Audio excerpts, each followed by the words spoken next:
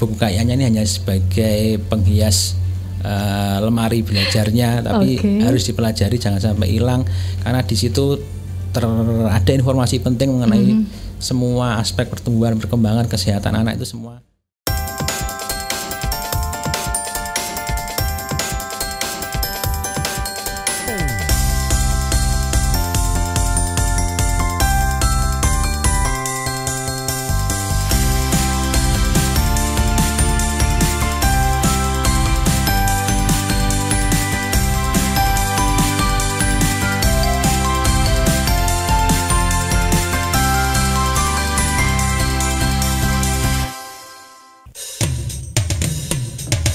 Karismania kembali lagi di 95,5 Karisma FM. Masih bersama Rama Karisma dan juga siang ini dari jam 10 hingga jam 11 siang Tingtong Karisma. Insya Allah Rama bakal ditemani bersama dua narasumber dari RSUD SLG Kediri ya. Yang dimana hari ini beliau-beliau ini akan membahas dengan tema kupas tuntas buku kesehatan ibu dan juga anak. Sudah hadir di sini di sampingnya Rama di studio Karisma FM bersama Dr. Bayu dan juga Dr. Arin. Dimana Dr. Bayu selaku dokter spesialis anak dari RSUD SLG Kediri dan juga ada Dr. Arin selaku konselor menyusui RSUD SLG Kediri. Baik deh Karismania, kalau begitu langsung aja kita sapa beliau nih yang sudah semangat sekali kayaknya. Selamat siang dokter. Selamat siang. Oke, Dokter Arin jangan capek ya. Oke. Gak bosen juga Mbak Rama. Gak bosen ya, berarti pengen lagi kapan-kapan lagi ya. Belum dimulai aja udah nggak bosan, udah nggak capek nih Karismania. Dan kita sapa, kalau mungkin Dokter Arin udah lanyah selayah-lanyahnya ya. Kita sapa juga pagi Dokter Bayu. Pagi Mbak. Oke, apa kabar dokter? Alhamdulillah baik. Alhamdulillah baik. Gimana dok, ini dok perasaannya waktu menginjakan kaki di studio Karisma FM ini dok? Ya baru pertama kali sih kesini. Oh gitu ya. Semua saja suka ya dokter ya. Insya Allah suka. Oke deh, insya Allah suka. Biar balik lagi kayak Dokter Arin ya. Oke deh, Karismania ada Dokter Arin dan juga Dokter Bayu yang akan menemani kita selama 1 jam ke depan. Insya Allah nanti monggo silakan yang pengen kirim pertanyaan terbaiknya. Kita tunggu di 081334301955. Boleh juga menyapa ya lewat jalur Facebook atau juga Instagram kita di Karisma FM Pari Kediri, atau mungkin di Facebooknya di Karisma FM Spasi Pari Spasi Kediri. Langsung aja kalau begitu. Dokter, hari ini tema kita tentang kupas tuntas buku kesehatan ibu dan juga anak. Kemarin sempat dibahas nih dok, part 1, kayak sinetron ya dok ya. Ada part 1, part 2. Tapi pokoknya nggak kayak tersanjung ya, kayak pedote gitu enggak. Untuk part 2-nya ini, kira-kira di awal perjumpaan ini mau menyampaikan tentang apa ini dok? Monggo Dokter Bayu. Ya, terima kasih Mbak Rama. Jadi buku KIA ini pegangan penting buat ibu-ibu ya. Jadi mulai dari nanti persiapan persalinannya sampai nanti saat melahirkan apa yang harus dilakukan, kemudian memantau pertumbuhan perkembangannya, kemudian sampai nanti anak usia 6 tahun itu semua ada di sana. Nah, pertanyaan-pertanyaan yang sering muncul kan sebenarnya jawabannya ada di buku KIA ini. Jadi sebenarnya ada di situ semua. Tapi sayangnya memang ya dok, kemarin sempat dibahas juga, nggak pernah diwocol gitu dok. Ya. Kalau nggak dibaca nggak apa, tapi yang sering juga hilang. Nah itu benar, ketelesot ya dokter ya. Oke deh, nah kira-kira lagi nih dok, pengen membahas tentang apanya sih dokter? Apakah di dalamnya ini kan banyak sekali, mulai dari kemarin kan juga sempat disinggung manfaatnya, berbagai macam mungkin jika terjadi sesuatu pada ibu hamil harus seperti apa, bagaimana. Nah seberapa penting sih dok sebenarnya buku KIA ini dok? Ya penting ya, jadi untuk dari kemarin kan sudah dibahas dari segi kandungannya. Ini saya bahas mengenai dari segi anaknya aja. Dari segi buku KIA ini kan ada dua sisi memang. Jadi bukan bukunya terbalik. Yang buku pertama ini untuk ibu hamilnya awalnya, tapi yang dibaliknya itu khusus untuk perkembangan anaknya. Nah di situ ada identitas anaknya, kemudian keterangan kelahiran. Biasanya kan dari rumah sakit itu memberikan keterangan kelahiran. Nah cuma sebenarnya dengan keterangan kelahiran yang ada di buku KIA ini sudah cukup untuk membuat surat-surat selanjutnya. Nah, ini dibagi dua, kemudian tapak kaki juga ada, kemudian di sini juga ada kapan sih kita harus kembali ke periksa, kemudian dibaliknya jadwal imunisasi. Nah itu dokter ya. Kemudian di sini juga disebutkan SDIDTK, yaitu tentang pemantauan pertumbuhan dan perkembangan. Jadi intinya dari segi anak, buku KIA ini penting untuk memantau pertumbuhan dan perkembangan, karena setiap anak itu harus tumbuh dan berkembang dengan baik. Pertumbuhan itu kan menyangkut berat badan, panjang badan, ringan kepala, itu minimal yang harus diukur. Itu ada grafiknya. Kemudian perkembangan itu menyangkut kapan sih nanti bayinya mulai bisa, dia harus bisa angkat kepala, kemudian kapan bayinya bisa mulai tengkurap, mulai bisa guling-guling, mulai bisa duduk dan seterusnya, itu dipantau di KIA-nya ini. Kemudian tambahannya sih ada mengenai kelas ibu bayi, ibu balita, kemudian tanda-tanda kegawatan saat bayi baru lahir itu seperti apa. Saya kan sering muncul pertanyaan itu biasanya, anak saya ini beraknya kok cuma 2 kali atau justru malah sering lah, itu normal apa? Dan itu sebenarnya sudah tercantum di buku KIA-nya ini. Sebenarnya ya dokter ya, kalau mau membaca sebenarnya ya dok ya, dan nggak ketelisut itu dok. Biasanya sering ya kalau mau periksa lagi golek dok, waduh buku ini dilali kan, seperti itu biasanya dok ya. Nah ternyata semua permasalahan sebenarnya kalau mungkin dari anak lahir 0 usia gitu, di usia 0 gitu ya dok ya, sampai berapa tadi dok? 6 tahun. Sampai 6 tahun sebenarnya ada di situ semua ya. Oke, benar-benar ya bermanfaat sekali buku KIA ini, mulai dari hamil sampai melahirkan pun sebenarnya ada di situ. Tapi sayangnya ya itu tadi, kesadaran untuk membacanya kurang. Oke. Nah dokter, kira-kira kalau mungkin dari yang namanya anak ya, pasti apalagi kalau ibu baru pasti panik nih. Kalau tadi sempat disinggung tentang ASI, biasanya kan kalau pada bayi yang baru lahir, kalau ada penyakit-penyakit tertentu atau mungkin ibu-ibu baru bingung, anakku kok kayak gini, kok begini, kok begitu. Nah kira-kira pada saat seperti apa sih dokter kita harus memeriksakan anak bayi? Kan biasanya ada yang bingung juga, nangis gak mandek-mandek. Nah gimana itu dok? Monggo. Jadi sebenarnya kalau untuk kapan kita harus memeriksakan diri itu di buku KIA ini ada juga. Kemudian intinya ada 2 kapan kita harus periksa kalau ada kasus-kasus tertentu. Misalnya tadi ada demam atau diare atau ibunya kejang, lah itu kita harus periksa. Tapi ada namanya juga pemeriksaan rutin lah. Pemeriksaan rutin itu di waktu-waktu tertentu, misalnya pada bayi baru lahir, kapan kita harus melakukan pemeriksaan. Misalnya pada bayi lahir itu harus diperiksa oleh dokter. Kemudian paling tidak di usia 3-5 hari itu ada pemeriksaan lagi. Kemudian bulan pertama 1 bulan dilakukan pemeriksaan rutin. Nah itu kita, karena kadang-kadang pada kasus-kasus bayi 1 kali pemeriksaan itu belum kelihatan kelainannya, harus berkelanjutan. Kemudian tumbuhan perkembangannya juga harus dievaluasi di bulan-bulan berikutnya, pada umur 2 bulan, kemudian 3 bulan, kemudian setelah itu 3 bulan, setiap 3 bulan dalam 3 tahun pertama, yang artinya umur 3 bulan, 6 bulan, 9 kelipatannya bulan, gitu ya dok. Kemudian 6 bulan 6 bulan sekali setiap 3-6 tahun tadi. Jadi misalnya sudah 3 tahun ya 3,5 tahun, 4 tahun dan seterusnya sampai nanti 6 tahun. Itu rutin sebenarnya. Nah itu yang jarang dilakukan untuk pemeriksaan rutin. Selama ini kan orang ke dokter anak itu saat anak sakit dong. Sakit aja. Tapi memang dengan era sosial media yang sekarang ini, mulai banyak ibu-ibu muda yang mulai datang periksa itu hanya untuk, ini anak saya ini ada masalah enggak? Baik pertumbuhan maupun perkembangannya, itu sudah mulai ada. Nah itu bagus sih peran sosial media yang seperti itu, bagus. Gitu ya, jadi nggak nunggu anak sakit dulu baru ke rumah sakit, baru ke dokter gitu ya dok. Jadi nggak ada salahnya untuk memeriksakan anak secara rutin, walaupun memang tidak terjadi gejala-gejala apapun gitu ya dok ya. Jadi dicekkan anak saya kenapa nih gitu. Oke dokter, terima kasih penjelasannya. Nah kira-kira dokter, di tengah-tengah kondisi yang seperti ini, apa sih yang harus diwaspadai seorang ibu, apalagi yang mungkin babynya baru lahir nih dok? Kira-kira apa nih dok? Jadi di era yang seperti ini kita belum lepas dari pandemi sekarang ini ya, tetap harus protokol kesehatan tetap harus dijalankan.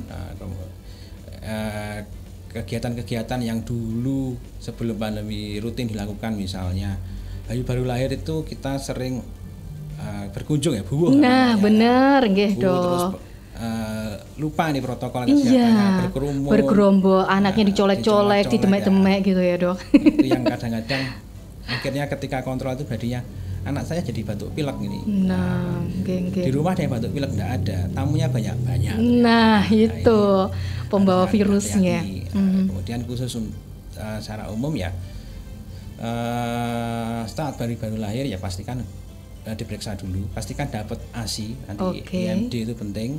Karena kontak pertama dengan ibu kemudian dengan ASI-nya itu sebagai pengenalan awal antibodi dari luar. Kita dapat antibodi dari ASI-nya, kemudian 1 hari lahir itu sudah dapat vaksin hepatitis B. Nah itu harus diberikan. Kemudian juga nantinya melengkapi vaksin-vaksin yang selanjutnya, vaksin umur 1 bulan misalnya BCG, polio, kemudian vaksin umur 2 bulan misalnya DPT, kemudian yang sekarang baru PCV, kemudian selanjutnya sampai nanti vaksin dasarnya sampai umur 9 bulan. Nah, kemudian 6 bulan pertama pastikan hanya mendapatkan ASI. Oke gitu ya, tetap ya ada hubungannya ya Dokter Arin ya.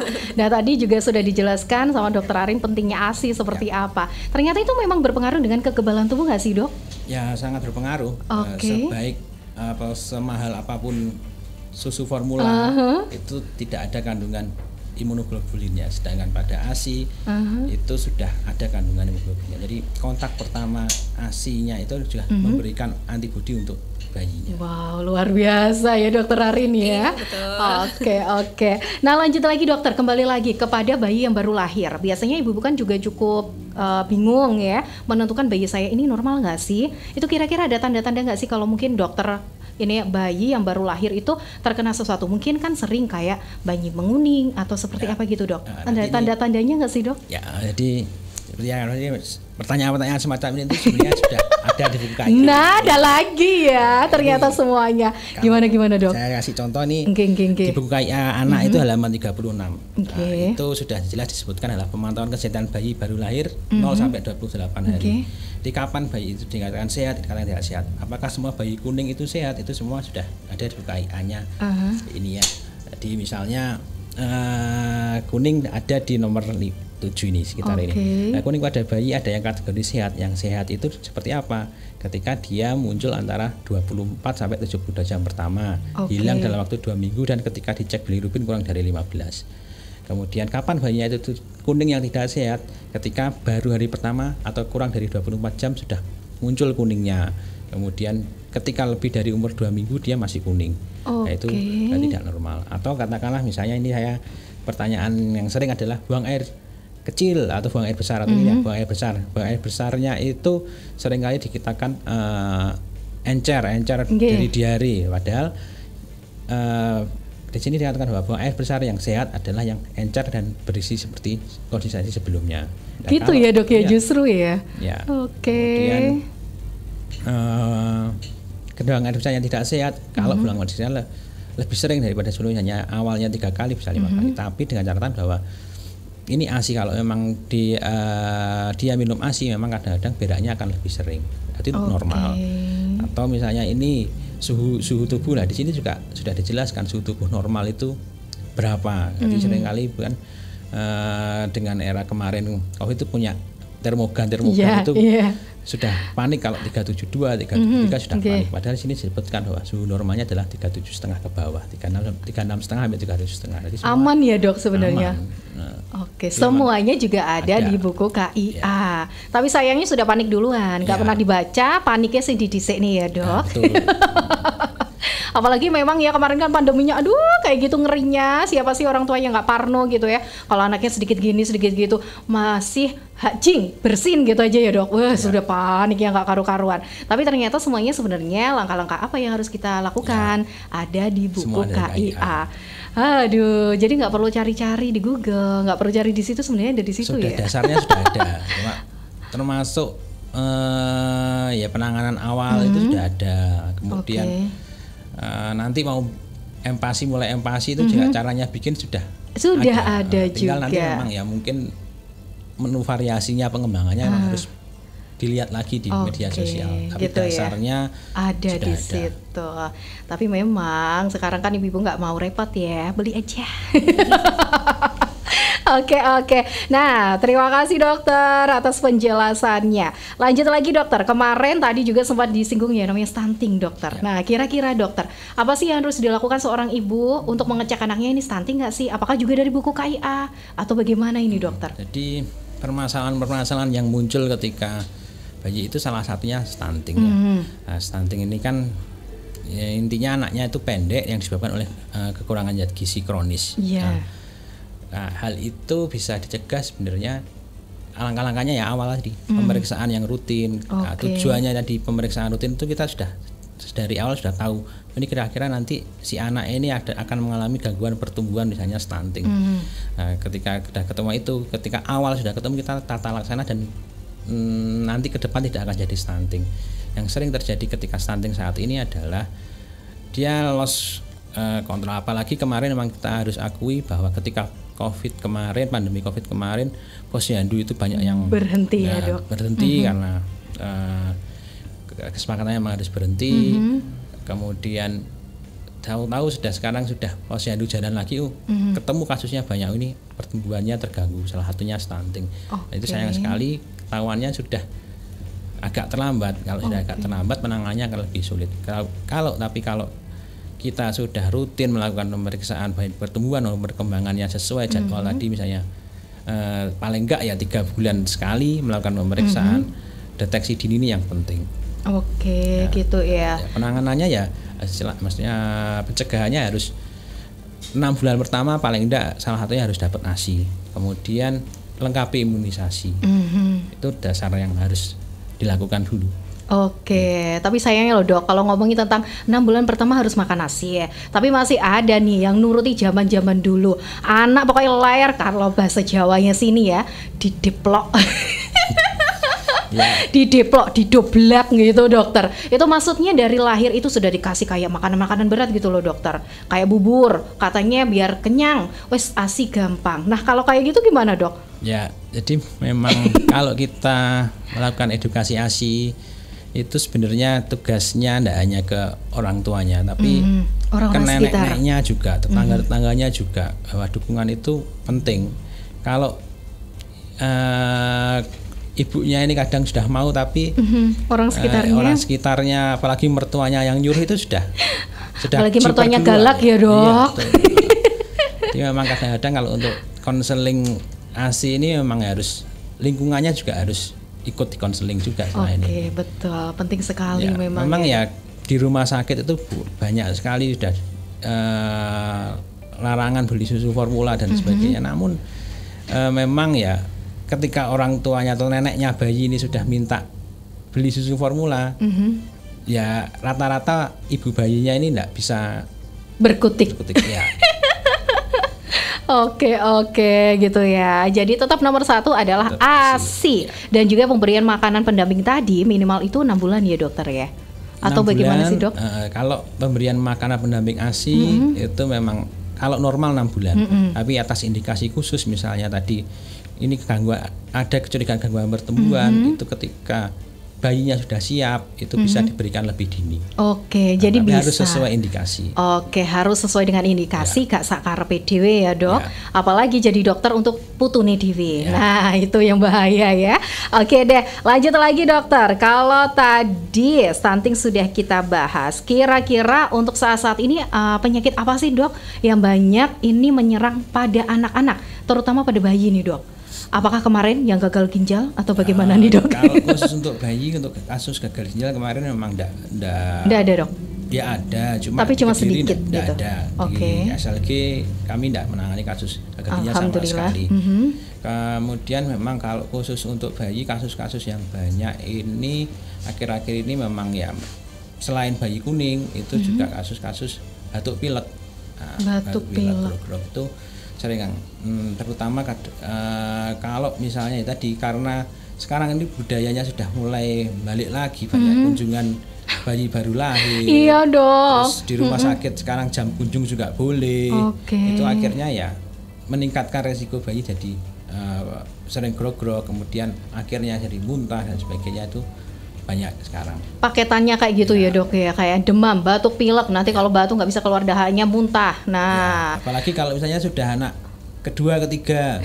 Nah, ini kakak-kakaknya ini sudah sekolah semua ini. Nah, namanya sekolah ini kan virusnya dari mana-mana ya dok. Virusnya dari mana-mana, belum lagi pulang dari sekolah sudah langsung diciumin adiknya, tidur sama adiknya, akhirnya bayi-bayi banyak yang terkena. Oke, gitu ya dokter ya. Tetap jadi momok ya dokter ya.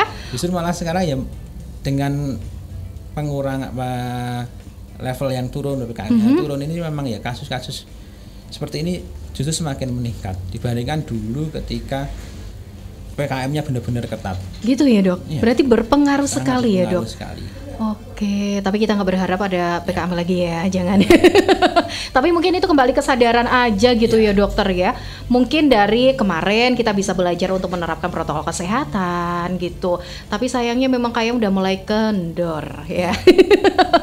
Oke deh, dokter lanjut lagi, balik lagi. Tadi untuk kekebalan tubuh katanya kan perlu banget yang namanya ASI. Pemberian ASI ini yang baik itu berapa bulan sebenarnya dokter? Tadi sempat sih disinggung sama dokter Arin, tapi mungkin dari kacamata dokter anak sendiri itu sebenarnya dari umur berapa sampai berapa? Atau mungkin seenaknya saja, semampunya? Atau bagaimana dok? ASI eksklusif atau hanya diberikan ASI itu selama 6 bulan. Selama 6 bulan. Kecuali tadi ada indikasi khusus kita bisa berikan pendamping ASI sejak lebih awal. Tapi harus melihat tanda-tanda kesiapan bayinya juga. Kemudian dilanjutkan paling tidak nanti selama 2 tahun. Cuma dengan nanti ada sedikit perubahan ketika 6 bulan pertama itu sedikit-sedikit ASI, tapi ketika sudah mulai pemberian makanan pendamping itu nanti mulai sedikit ASInya mulai dikeluarkan. Mulai dikurangi sedikit-sedikit. Misalnya ketika 6 bulan pertama minumnya 8-10 kali, ketika mulai diberikan empasi ini dikurangi 6-8 kali, lama-lama dikurangi sampai nanti usia 1 tahun itu ASI hanya diberikan sekitar kebutuhan kalorinya cuma 30%. Gitu ya. Jadi semakin bertumbuh, semakin banyak atau bertambah umurnya, juga ASInya pun juga akan berkurang gitu ya dokter. Ya karena ya harus mulai digantikan dengan yang lain ya.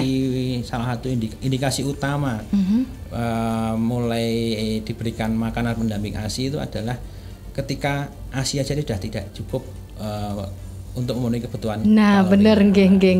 Rata-rata 6. Iya, betul banget. Banyak sekali ibu-ibu yang merasa, aduh kewalahan banget nih, udah dikasih ASI ternyata kayaknya anaknya masih ngerengek, masih kayak lapar gitu ya dokter. Jadi memang seperti itu. Oke deh, tadi ngomongin tentang ASI dan juga SUFOR. Nah, bagaimana ini dokter Arin selaku konselor dari ASI nih, bagaimana? Kira-kira kalau yang namanya susu itu memang sih nggak ada kandungan dari ASI yang ada di SUFOR. Kira-kira kalau memang kepepet gitu gimana? Ada nggak sih kata kepepet gitu ya kalau masalah ASI? Gimana dok? Bagusan mana sih sebenarnya? Kalau memang kepepet loh dok, ASI sama SUFOR, gimana dok? Silakan. Ya, jadi memang betul dari Dokter Bayu tadi, memang tidak ada yang bisa menggantikan ASI. Memang ASI itu yang makanan terbaik bayi, yang mulai dari lahir sampai 6 bulan. Kemudian untuk kandungan ASI sendiri yang tidak didapatkan di susu formula itu termasuk imunoglobulin tadi, kemudian ada enzim-enzim pencernaan juga, kemudian ada faktor-faktor growth factor ya dok, atau faktor pertumbuhan bayi itu juga nggak bisa dimasukkan ke susu formula, tuh nggak bisa diciptakan istilahnya seperti itu. Seahli apapun nggak bisa. Nggak bisa. Oke. Ya, jadi terutama ya kekebalan tubuh itu sih. Ya, jadi memang beda banget biasanya bayi yang dapat ASI eksklusif sama enggak. Biasanya anak yang nggak dapat ASI eksklusif tuh biasanya gampang sakit ya dok ya.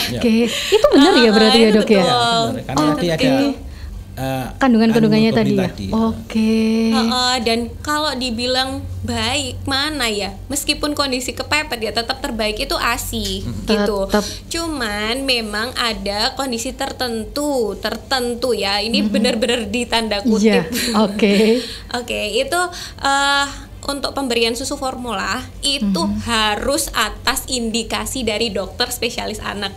Nggak boleh diatasi sendiri, beli sendiri itu sebenarnya nggak boleh. Pemerintah sendiri sebenarnya juga sudah ada peraturannya ya dok ya, sebenarnya sudah disounding juga. Cuman emang pada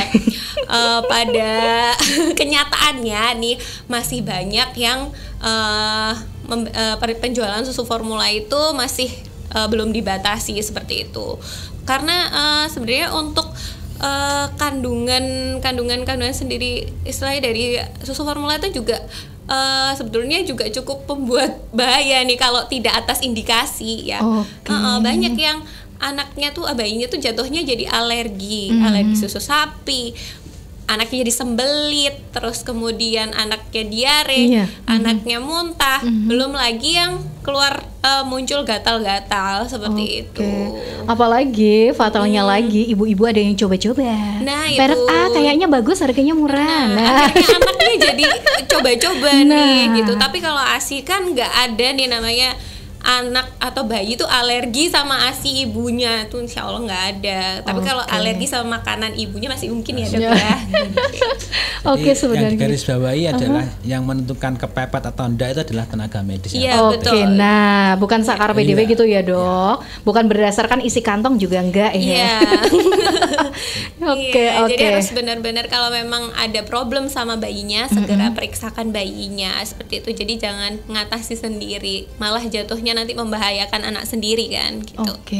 Oke, bener ya. Jadi nggak boleh tuh diperiksa-periksa dewe, dikira-kira dewe, apalagi menggunakan sufor yang tentunya sakar PDW ya dokter ya. Gitu. Jadi bener-bener harus ini konsultasilah kepada dokter, kepada medis gitu ya yang pastinya ya. Cocok. Jangan konsultasi sama ini tetangganya kadang-kadang. Apalagi anak saya pakai ini cocok nih.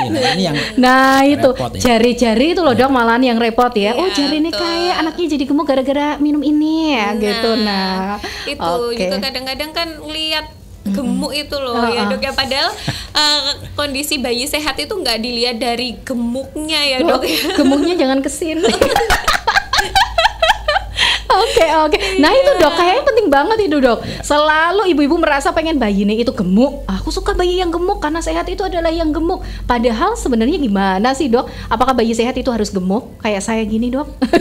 Gimana dok, silakan. Jadi kalau kita ngomong mengenai gemuk apa enggak, yang penting adalah sesuai ya. Sesuainya gimana ya? Sesuai dengan grafik pertumbuhannya. Jadi misalnya ketika awal itu lahir beratnya 2,5, nanti 1 bulan ke depan itu beratnya harus berapa? Bulan kedua harusnya berapa? Ada di buku KIA juga ya dok. Jadi jangan disamakan ketika nanti anaknya lahir beratnya 2,5, tetangganya lahir beratnya sudah 38, sehingga ketika 1 bulan nanti beratnya pasti akan berbeda. Biasanya ibu-ibu irinya itu ya, bukan gara-gara perhiasan kalau sama anak gitu, lemu-lemuan anaknya. Tapi ternyata itu salah ya dokter ya. Yang penting sesuai dengan grafik yang ada di buku KIA. Oke deh, nanti kita lanjut lagi nggih dokter Arin dan juga dokter Bayu. Masih betah ya? Belum angkat-angkat tangan ya ini ya. Baik Karisma, yang mau silakan nanti bisa langsung kirim pertanyaan di 081334301955. Dokter Arin dan juga Dokter Bayu dari RSUD SLG Kediri akan kembali sesaat lagi. Masih di 95,5 Karisma FM. Karisma nih kembali lagi di 95,5 Karisma FM. Masih bersama Rama dan juga ada Dokter Bayu dan juga Dokter Arin dari RSUD SLG Kediri. Pelayanan prima, komitmen kami. Ayo kirim pertanyaannya yuk Karisma nih langsung di 081-334301955. Terima kasih juga buat yang sudah hadir dan juga mengirimkan pertanyaan terbaiknya. Oke deh, kalau begitu saya baca satu persatu. Nanti akan dijawab oleh Dokter Arin dan juga Dokter Bayu. Siap nggih dokter? Ini pertanyaannya saya bacakan ya. Nanti untuk pertanyaan pertama nilainya 10 poin ya dokter. Ada hadiahnya. Oh gitu ya. Oke deh, pertanyaan yang pertama dari yang ada di Lombok nih ya. Assalamualaikum, selamat siang buat dokter berdua dan juga Mbak Rahma. Waalaikumsalam warahmatullahi wabarakatuh. Selamat siang juga, terima kasih dari Lombok hadir. Ada Mbak Dina di Lombok. Saya Dina di Lombok. Saya mau tanya dokter, anak saya gampang sekali terkena batuk dan juga pilek. Apakah ini juga berpengaruh karena anak saya dulu bukan anak ASI dokter, anak pabrik dok. Oh, anak pabrik maksudnya support mungkin ya. Terus juga dokter, saya mau menanyakan kira-kira untuk meningkatkan daya tahan tubuh itu seperti apa sih dokter? Apakah hanya dengan makanan saja? Apakah diperlukan juga vitamin? Kemarin sempat break dok, katanya kan nggak boleh minum sirup, jadinya takut. Gimana dok? Silahkan, monggo. Ya, terima kasih Bu Dina ya. Iya. Bu Dina dari Lombok. Iya. Pertanyaannya ini ya sering diajukan ke waktu praktek, kemudian sering ini jadi pertanyaan praktis sih. Oke. Jadi kaitan mengenai anak gampang sakit kemudian karena ASI itu memang benar ya, bahwa ketika kita memberikan ASI di 6 bulan pertama itu kita sudah memberikan tadi ya, daya tahan tubuh untuk bayinya. Itu kan dia ingat terus kontak pertama sampai nanti dia dewasa. Itu kan ASI yang kita berikan saat 6 bulan pertama itu akan memberikan efek jangka panjang sampai nanti ketika dewasa. Tidak hanya mengenai kesehatannya aja, kemudian kecerdasannya juga akan terpengaruh, karena pada intinya ketika ada masalah di bayi itu akan mempengaruhi masalah ketika dia dewasa, termasuk ketika gampang sakit. Tapi pertanyaan ini saya kaitkan sedikit mengenai, sering juga ibu ini nanya nih, anaknya ini sekarang kok gampang sakit, yang disalahkan cuaca dan sebagainya. Memang benar cuaca ini juga ada, tapi kembali lagi bahwa dengan mulai aktifnya ini sekolah, mulai bukanya mal-mal, tempat wisata dan sebagainya, ini memang istilahnya selama ini itu anak-anak tidak pernah terpapar oleh berbagai macam antigen atau virus, bakteri dan sebagainya. Itu kan selama di rumah tidak pernah ini. Begitu dia keluar, kenalan sedikit aja, antibodi yang dulu pernah dia dapat itu sedikit lupa. Nah, jadi ketika kena sedikit akhirnya jadi gampang batuk. Belum lagi berkumpul akhirnya jadi menyebar. Satu sembuh, satunya batuk lagi. Nah, akhirnya kesannya batuknya jadi tidak sembuh-sembuh. Nah, itu jadi sering pertanyaan dengan anak saya, batuk sembuh sedikit satu lagi ya, karena salah satunya karena tadi teman-temannya juga batuk juga sulit dikendalikan.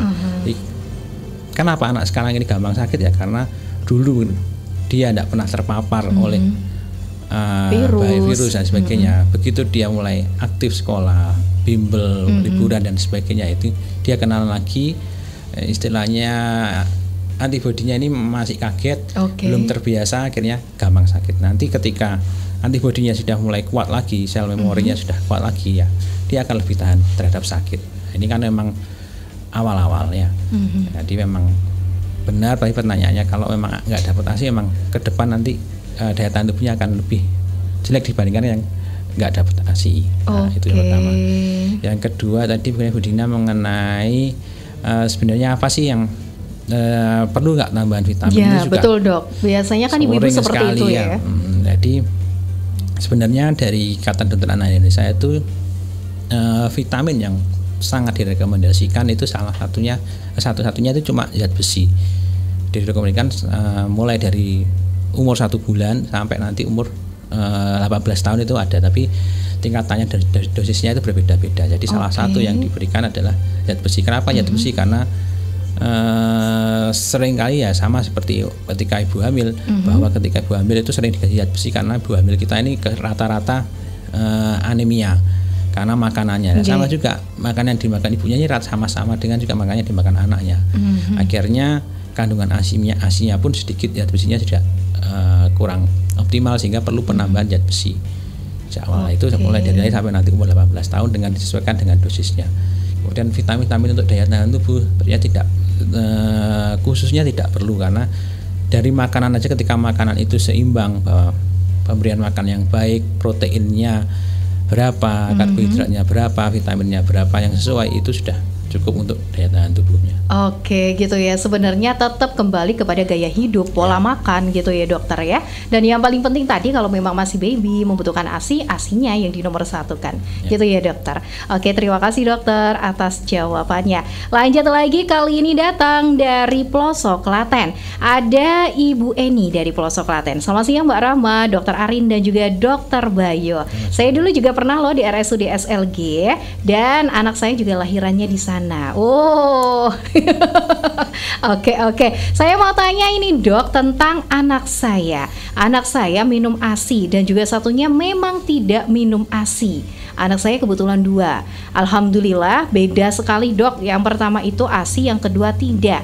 Dan ternyata memang daya tahan tubuhnya itu berbeda sekali. Yang satunya gampang sekali sakit dan juga kok jadi susah makan juga. Apakah ada keterikatannya juga sih dokter dengan yang namanya pemberian ASI dengan anak mudah makan dokter? Gimana dok? Silakan. Oke, kalau ini dari saya ya, mungkin nanti bisa ditambahkan sama Dokter Bayu. Oke, jadi memang dari ASI sendiri nih, jadi nggak zat ASInya aja, tapi juga proses menyusu atau meneteknya ini ya. Jadi ketika bayi mulai lahir, mulai dari pemberian IMD yang kemarin sempat kita bahas, inisiasi menyusu dini, prosesnya dia nyusu itu sudah menggerakkan oromotoriknya, jadi sudah menggerakkan otot-otot mulut dan otot-otot wajah, di mana itu ternyata berpengaruh terhadap perkembangan motorik ke depannya, termasuk bayi kesiapannya dia untuk menghadapi MPASI seperti itu. Jadi memang sebenarnya ada keterkaitannya ketika dia dapat ASI eksklusif, dia lebih mudah untuk menerima saat dia nanti MPASI lebih siap dibandingkan sama kalau dari bayi dia dapatnya cuma DOT seperti itu.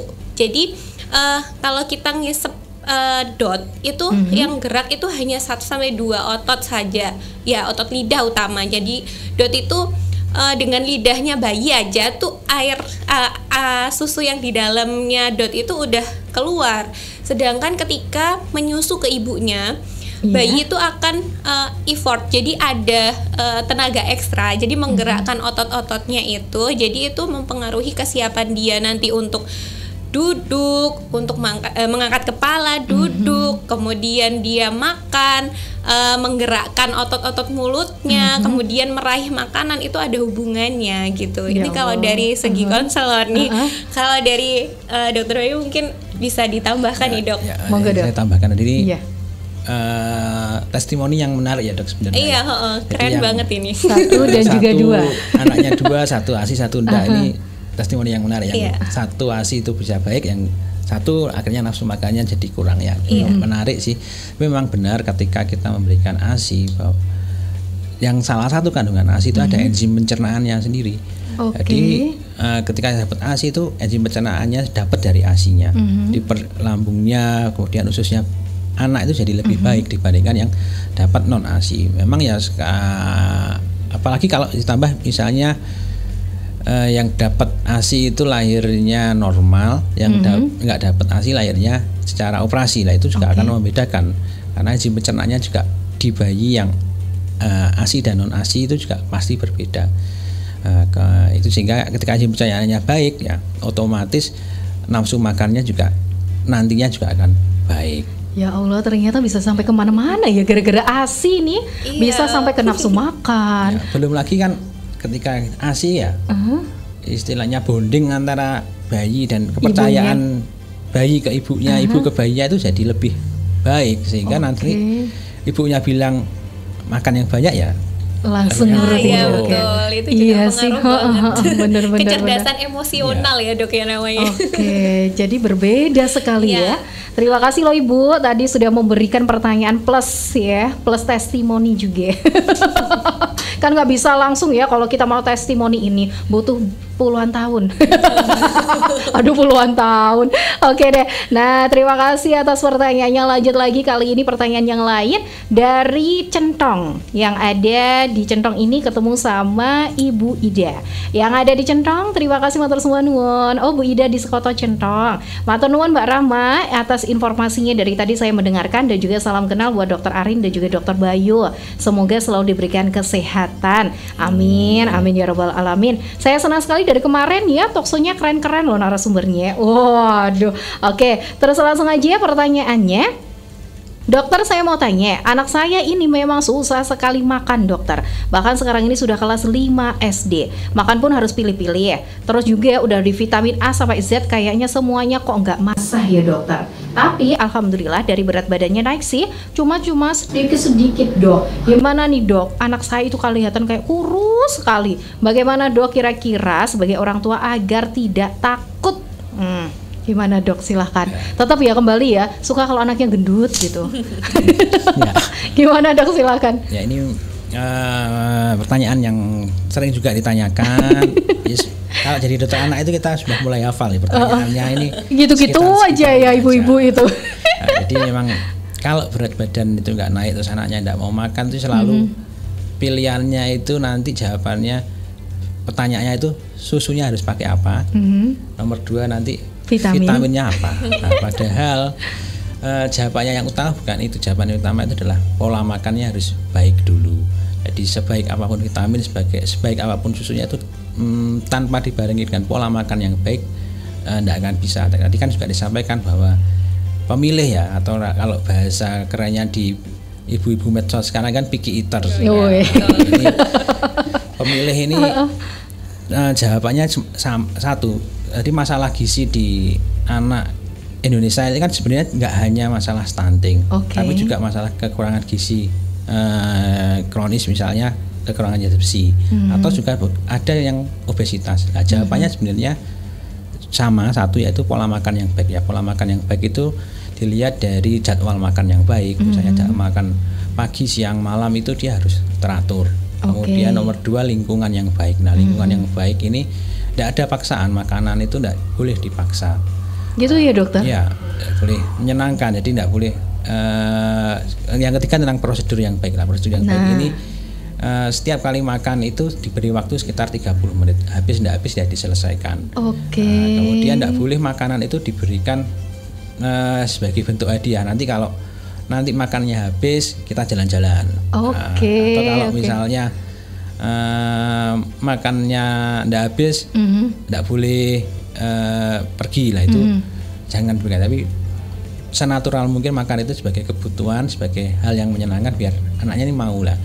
Menghadapi kasus-kasus yang picky eater tadi, pemilih tadi ya, jangan berhenti kalau sudah ditolak anak sekali, tetap harus dikenalkan. Tetap harus berjuang, berusaha ya, dok. Yang tidak mau makan telur ya, selanjutnya harus ditelur. Diberi yang nggak mau telur dadar, besok diganti telur rebus atau diganti dengan telur yang lain. Yang penting tetap harus dikenalkan, walaupun harus kreatif sejak awal, karena sudah 5 SD sebenarnya pengenalan makanan empasi yang baik itu kan sejak 6 bulan itu harus udah terlambat ya, dokter sebenarnya. Tapi masih bisa, tapi lebih telaten lagi. Apalagi kalau kelas 5 kan udah bisa memilah karpe ini karpe itu gitu ya. Tapi belum lagi kan karena sudah kelas 5, yang penting apakah anaknya itu dipastikan dulu anaknya status gizinya baik atau enggak. Nah, kalau emang baik ya tidak usah khawatir, walaupun kelihatan lebih kecil dibanding temannya, tapi kalau status gizinya baik, berat badan berdasarkan usia, kemudian berat badan berdasarkan tinggi badannya baik, ya tidak ada masalah. Jadi aman-aman saja. Terima kasih, dokter. Waktunya cepat sekali ya. Deh, kita lanjut lagi, kayaknya masih cukup kalau 2 pertanyaan lagi nih. Maaf ya kalau mungkin nanti Karismania ada pertanyaan yang tidak terjawab karena ini pertanyaannya banyak, apalagi kalau ngomongin tentang anak ya, dok ya. Ibu-ibu kayaknya kalau dari pertanyaannya panggah, yang dibingungin batuk, pilek, demam. Dokter, ini selanjutnya ada yang tanya. Dok, saya mau tanya untuk ASI. Nah, ini dokter Ari nih kayaknya apa sih yang menjawab nih. Dok, untuk ASI sendiri, kira-kira benar nggak sih kalau mungkin ASI itu akan habis pada masanya, dok? Karena anak saya ini, Jen, Masya Allah susah banget, dok, dilepas ASI-nya. Bahkan sampai masuk ke usia 3 tahun lebih, dok. Gimana, dok? Kira-kira benar nggak sih udah kandungannya beda atau bagaimana, dok? Monggo, dok. Susah kalau bahasa Jawa disapeh ya, dok. Iya, penyapihan ini juga masuk. Nah, monggo, dok. Iya, jadi kalau ASI itu sekarang rekomendasi dari WHO yang terbaru itu pemberian ASI itu mulai dari 0 sampai 6 bulan ASI eksklusif, dilanjutkan dilanjutkan sampai dengan 2 tahun lebih. Jadi sekarang boleh boleh 2 tahun lebih.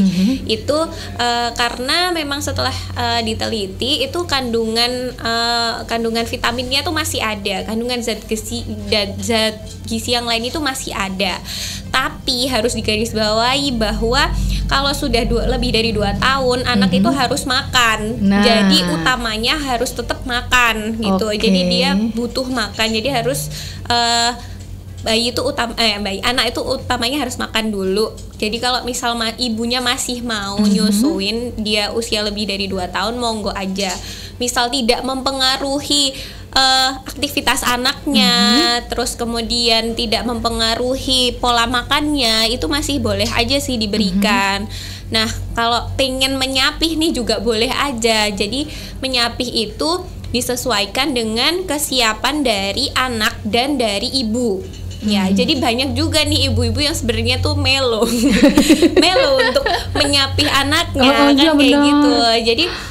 Jadi proses menyapih itu memang harus dipersiapkan juga. Ya, jadi salah satunya bisa dengan cara sounding atau afirmasi positif ya ke anaknya. Misal nih mau di tiap tidur, tiap mau tidur, adiknya kasih tahu, "Dek, besok mulai umur nanti ulang tahun." Misal nih, biasanya anak kecil tuh ulang tahun ketiga gitu, "Adek udah nggak minum ASI ya," gitu. Jadi itu tapi disonding, jangan dibuat seperti paksaan. Atau mungkin kalau orang zaman dulu itu nyapihnya tuh agak ekstrim. Agak sih, dikasih obat merah di payudaranya, kemudian dikasih Hansaplast, terus dibikin rasa-rasa pahit dan lain sebagainya. Itu sebenarnya itu tidak baik karena itu akan menimbulkan trauma kepada anak gitu. Iya, jadi ngefeknya ke situ ya, Dok. Iya, ngefek ke trauma. Akhirnya perkembangan emosi si anak ini juga jadi kurang baik seperti itu. Jadi akan lebih baik bila untuk proses penyapihan ini juga dipersiapkan. Jadi dari jauh-jauh hari sounding ke anaknya, mulai dari dia misal mau tidur atau pas anaknya lagi moodnya baik nih, lagi main gitu, lagi main ngobrol-ngobrol sama ibunya, atau bisa lewat cerita. Itu lewat buku cerita itu juga bisa. Jadi misal kasih tahu, beri pengertian ke anaknya kalau ibu itu masih tetap sayang sama adik meskipun ibu itu adik itu udah nggak nyusu sama adik gitu. Jadi kasih pengertian sih gitu, dan insya Allah itu bisa kok berhasil meskipun semuanya tetap proses sih. Jadi memang baiknya itu memang semuanya tuh nggak instan. Kalau instan tuh malah bikinnya jadi ya itu tadi efeknya itu ya, efek dokter jangka ya. panjang. Iya, betul. Aduh, memang melo banget, tantangan banget seorang ibu nyapeh anaknya. Iya, pasti ujung-ujungnya nggak tega, lagi dicoba lagi, gagal lagi. Dan memang perlu dukungan juga ya, dokter. Betul. Dukungan dari orang sekitar juga tuh kembali lagi penting, itu penting banget sekali. Malah jangan menyalahkan, halah yo bening kayak gelem-gelem dewe gitu. Kan banyak yang seperti itu ya, dokter ya. Halah yo bene toh kayak nyapa-nyapa gitu kan. Padahal itu sebenarnya juga kurang baik ya, dokter. Dukungan nomor 1 seperti yang disampaikan dokter Arin tadi di sesi pertama. Dukungan ayah, orang-orang sekitar. Oke. Kalau dukungan musuh nggak perlu ya, dok ya? Nanti mungkin tambahnya dukungan mertua juga. Gitu ya. Nah, ya benar. Dukungan mertua itu yang tapi itu penting. Tugas dari suaminya berarti ya kan, kalau mantu ya. Jadi harus di pengertian lagi sih ke suaminya. Dok, terima kasih. Satu lagi, dok, masih ada sedikit lagi ini waktunya dari Ibu Esa yang ada di Gedang Sewu. Dokter, saya mau tanya tentang stunting. Benar nggak sih stunting itu adalah orang yang kerdil? Tapi bagaimana kalau memang dari keturunannya memang orangnya pendek-pendek, dok? Bagaimana, dok? Silahkan.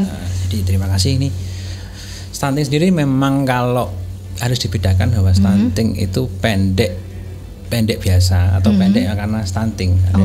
Beda ya, dok, sebenarnya ya. Jadi istilahnya kalau bahasa medisnya stunted sama stunting. Nah, kalau stunted ini dia pendek oleh sebab apapun, keturunan dan sebagainya. Tapi kalau stunting dia memang masalah gizi kronis, kadang juga masalah kesehatannya. Nah, jadi pastikan dulu pendeknya ini dia ada masalah gizi atau enggak, kemudian ada masalah kesehatan lain atau enggak yang bisa untuk nantinya ditangani, kemudian bisa menaikkan panjang badannya.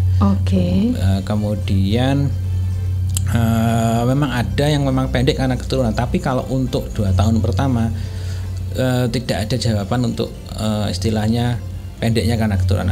Harus sesuai dengan grafik pertumbuhannya karena 2 tahun selama 2 tahun pertama. Kenapa 2 tahun pertama? Karena ya 1000 hari pertama kehidupan mulai dari dia di kandungan, kandungan sampai nanti 2 tahun pertama itu kan pertumbuhan otak paling cepat. Jadi ketika 2 tahun pertama alasan apapun tidak diterima harus tetap sesuai dengan grafiknya untuk bertumbuh kembang yang optimal nantinya. Gitu ya, betul. 1000 tahun pertama itu 1000 tahun, 1000 hari, 1000 hari pertama itu dokter ya yang penting ya. Dan boleh dong dok disinggung sedikit nih, 1000 hari itu sejak dari mana? Apakah dari kandungan ataukah sejak dia lahir atau bagaimana dok? Jadi 1000 hari pertama itu ya berarti sejak dia konsepsi, bahwa dia di kandungan ibunya sampai nanti umur 2 tahun. Makanya 2 tahun pertama itu sekitar 2 tahun dan 600-an hari, kemudian selama 9 bulan di kandungan ibunya itu 1000 hari pertama. Jadi kecerdasan, pertumbuhan, perkembangan yang optimal itu sangat dipengaruhi mulai dari ibunya. Dari kemarin diutak-utak itu ya dok ya. Dari hamil sampai melahirkan, terus juga menyusui, bahkan sekarang ini rentetannya kepada anaknya. Aduh macem-macem. Oke. Terima kasih dokter atas jawabannya. Dan itu tadi pertanyaan terakhir. Hore, selesai dok. Dan sebelum kita tutup jumpa kita untuk hari ini, monggo mungkin untuk Dokter Bayu ini mungkin bisa memberikan pesan untuk ibu-ibu di rumah agar lebih waspada terhadap berbagai macam penyakit yang ada di sekitar kita. Monggo dok, bagaimana dok? Terima kasih. Jadi untuk ibu-ibu di luar sana, jangan sampai buku kayanya ini hanya sebagai penghias lemari belajarnya, tapi harus dipelajari, jangan sampai hilang, karena di situ ada informasi penting mengenai semua aspek pertumbuhan, perkembangan, kesehatan anak itu semua awal ada di sana. Di sumber awal yang kita percayai ya buku KIA ini. Jangan percaya sama medsos karena belum tentu benar tapi panduan awal ada di buku KIA-nya ini. Dok, terima kasih dok. Ini bukan promosi buku KIA-nya bukan ya, tapi dibaca, lebih dicintai, dibaca dan juga dipahami. Terima kasih dokter Bayu. Lanjut lagi dokter Arin, mungkin ada pesan-pesan apa? Bukan pesan untuk Rama lo ya. Mungkin untuk ibu-ibu di sana, apalagi yang sedang menyusui atau mungkin untuk ayah ASI, bagaimana nih pesannya dok? Monggo. Pesan ASI buat ibu-ibu dan bapak-bapak, orang tua.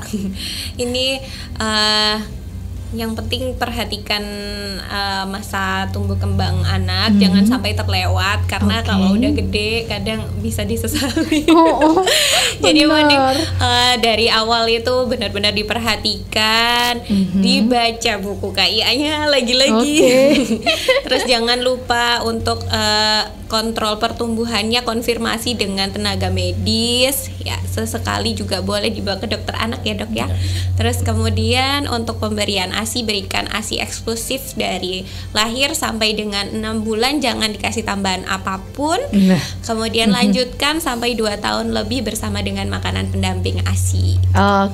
Terima kasih dokter. Aduh, cepat sekali hari ini ya rasanya. Dan ya pasti Karismania kalau butuh nih untuk konseling ASI ya, atau mungkin mau ini periksain anaknya, monggo Dokter Bayu siap bersama Dokter Arin ya dari RSUD SLG Kediri. Matur sembah nuwun dokter, hari ini sudah hadir. Jangan kapok nih Dokter Bayu ya. Saya doakan moga-moga ketagihan. Terima kasih Dokter Arin. Jangan bosan kalau Dokter Arin ya. Matur sembah nuwun, semoga selalu sehat dan salam buat keluarga. Baik Karismania, selesai sudah bincang-bincang kita hari ini bersama dua dokter yang sangat istimewa dari RSUD SLG Kediri. Sekarang saatnya Rama Karisma juga harus mengakhiri talkshow kita hari ini. Semoga saja kapan-kapan kita bisa bertemu lagi ya. Selalu jaga kesehatan dan pastinya jangan lupa bersama RSUD SLG Kediri versi dengan pelayanan terbaik. Dan yang pastinya tunggu kita lagi ya kapan-kapan. Selamat siang. Wassalamualaikum warahmatullahi wabarakatuh. Karisma FM benar-benar menghibur.